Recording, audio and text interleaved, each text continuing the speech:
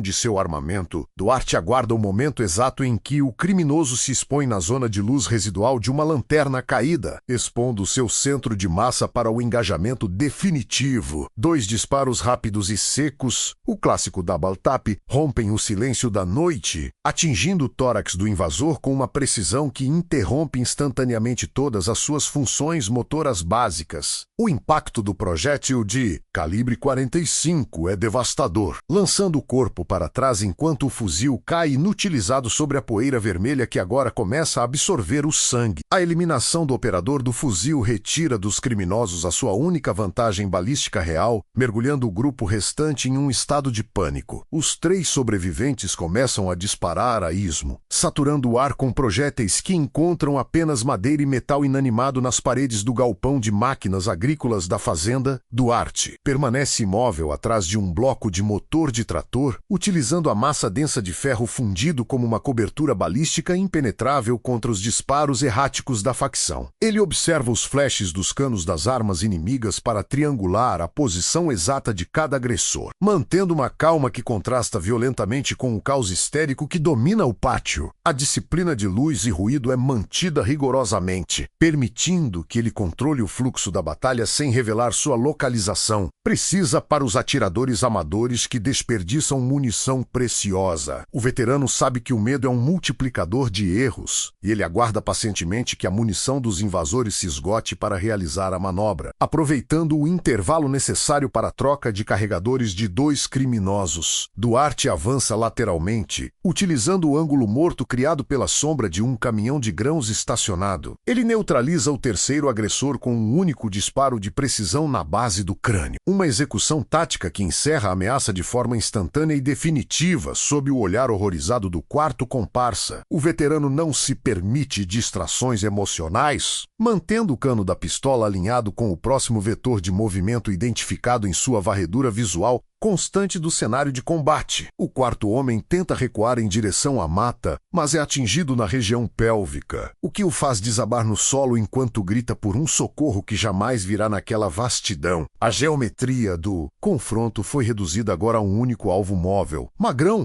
que percebe tardiamente sua mediocridade técnica. Magrão, em um ato desesperado de preservação, corre em direção à picape sobrevivente, tentando acionar o motor para fugir da zona de extermínio que a fazenda se tornou em poucos minutos. Duarte não permite a evasão, efetuando 2 disparos cirúrgicos que perfuram o bloco do motor e o radiador do veículo, imobilizando a máquina sob uma nuvem de vapor e óleo. O líder criminoso desembarca, cambaleante, tentando usar a porta aberta como escudo, mas sua postura expõe as pernas de forma negligente para quem domina os fundamentos da balística. O veterano ajusta sua visada com uma calma glacial, focando no fêmur do agressor para garantir que ele seja incapacitado sem que a morte ocorra de forma imediata e indesejada. O disparo soa como um veredito final, atingindo o osso com uma energia cinética que faz o líder da facção desabar sobre o cascalho frio. O silêncio retorna gradualmente à Fazenda Ouro Verde, quebrado apenas apenas pelos gemidos rítmicos dos feridos e pelo som do metal esfriando sob a noite gélida do cerrado goiano. Duarte caminha pelo pátio com a arma em pronto emprego, realizando a conferência de segurança de cada corpo e desarmando sistematicamente os sobreviventes que ainda tentam esboçar alguma reação. Ele recolhe as armas da facção, retirando os carregadores e limpando as câmaras com a eficiência de quem realizou esse procedimento milhares de vezes em ambientes muito mais hostis. A neutralização tática foi concluída com um aproveitamento de 100%, provando que o treinamento de elite é uma ferramenta que não se apaga com o tempo ou com a reclusão. O veterano observa o estrago com a mesma indiferença documental de um perito criminal, ciente de que a justiça foi aplicada. O amanhecer em Cristalina revela o cenário de uma operação de limpeza executada com rigor matemático, onde o cheiro de pólvora se mistura ao silêncio reconquistado da fazenda. Ouro Verde. Benedito Duarte não demonstra qualquer vestígio de júbilo ou remorso enquanto organiza os corpos no pátio central, alinhando as armas descarregadas com uma ordem que beira o ritualístico. Ele limpa o sangue de suas botas de couro com a mesma indiferença com que cuidava das cercas horas atrás, tratando os invasores como meros resíduos de uma falha tática grosseira. A disciplina que rege sua existência não permite divagações sobre o valor das vidas perdidas, pois em sua mente de operador, a ameaça foi apenas processada e devidamente arquivada. O sol se levanta sobre as plantações de soja, iluminando a prova de que a técnica de elite é imune ao tempo e à reclusão. Magrão permanece caído sobre o cascalho, seus olhos refletindo o colapso de uma arrogância que acreditava ser invencível diante da fragilidade aparente de um velho caseiro solitário. O líder da célula criminosa agora entende, através da dor lancinante em sua perna, que a hierarquia do asfalto não possui qualquer autoridade sobre um especialista em domínio de terreno. O erro fatal desses homens não foi a invasão em si, mas a incapacidade crônica de reconhecer os sinais de uma dormência letal que habita aqueles que já enfrentaram o verdadeiro horror. Eles confundiram o silêncio de Duarte com fraqueza e a sua simplicidade rural com a ausência de recursos defensivos, ignorando que o treinamento de elite nunca se aposenta de fato absoluto. Agora, restam apenas os gritos abafados pela vastidão goiana e a certeza de que a brutalidade amadora é sempre esmagada. Com a precisão de quem encerra um turno de patrulhamento, o veterano recolhe sua pequena bolsa de lona e deixa a chave da sede sobre a mesa de madeira da cozinha. Ele não aguarda pela chegada das autoridades ou pela retaliação inevitável da facção, pois sabe que sua missão de preservação naquele solo específico foi concluída com sucesso absoluto. Benedito Duarte desaparece na poeira da BR-050, tornando-se novamente uma sombra anônima na imensidão do Brasil profundo, deixando para trás um rastro de humilhação tática e corpos desvitalizados. A lenda do caseiro que aniquilou uma célula do PCC com a calma de quem alimenta. O gado ecoará pelos presídios como um aviso sombrio e constante. Alguns homens são como armas carregadas e travadas, prontas para disparar contra qualquer um que ouse perturbar o equilíbrio precário de sua paz. A lição deixada na terra vermelha de Goiás é clara e impiedosa para aqueles que operam nas margens da civilidade e acreditam na superioridade da força bruta. Subestimar quem veste o silêncio em vez do uniforme é um convite para o desastre absoluto, pois a verdadeira letalidade não reside na ostentação de armamento, mas na mente disciplinada. O destino dos criminosos na Fazenda Ouro Verde serve como um documento visual da justiça poética aplicada por quem domina cada centímetro da geometria do combate real. No final, a verdade de décadas de serviço em unidades de choque prevaleceu sobre a euforia passageira de criminosos que subestimaram a memória muscular de um mestre da guerra. O cerrado voltará a ser silencioso, mas as marcas do confronto permanecerão como cicatrizes na alma da facção criminosa que ousou desafiar o veterano. Você acredita que um treinamento de elite realmente se aposenta ou ele apenas aguarda o erro fatal de quem ousa desafiá-lo? Deixe um coração se você acredita que a justiça poética deve ser feita por quem domina o terreno.